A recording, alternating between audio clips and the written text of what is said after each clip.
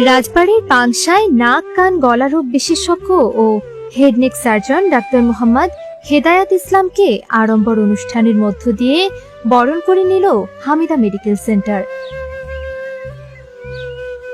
মঙ্গলবার বিকেলে পাংশা থানা রোড টেম্পো স্ট্যান্ডের পাশে অবস্থিত হামিদা মেডিকেল সেন্টার কর্তৃপক্ষ স্বনামধন্য ডাক্তার ও পাংশার কৃতি সন্তান ডাক্তার মোহাম্মদ হেদায়াত ইসলামকে বরণ করে নেন।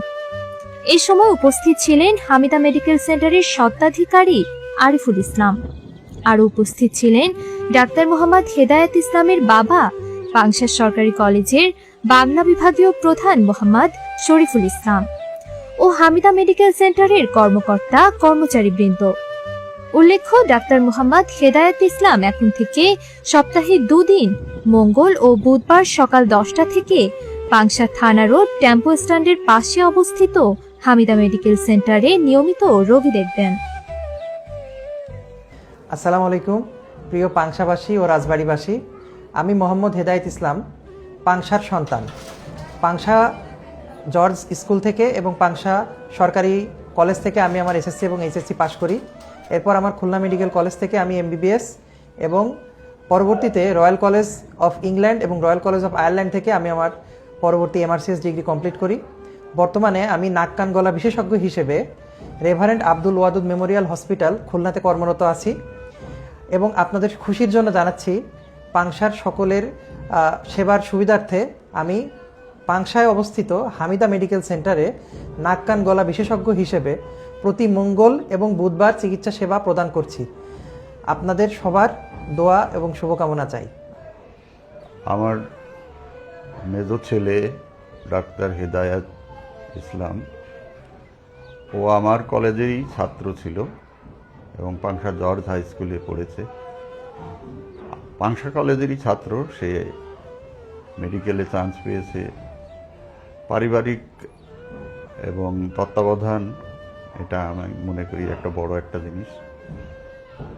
দুনিয়াতে চিকিৎসক এবং শিক্ষক, এই দুজন ব্যক্তির ঋণ কখনো শোধ হয় না, কারণ তারা উভয়েই মানুষকে পথ দেখায় কেউ, আর কেউ মানুষকে রোগমুক্ত করে সুস্থভাবে বেঁচে থাকার অনুপ্রেরণা যোগায়। তো আমি আল্লাহর কাছে অশেষ শুকরিয়া জ্ঞাপন করছি যে আমার ছেলে আজ ডাক্তার। তাকে সে শুধু সাধারণভাবে এমবিবিএস পাশ করার পরপরই সে রোগী দেখা শুরু করে নাই, সে আরও 3 বছর আগে এমবিবিএস পাশ করেছে।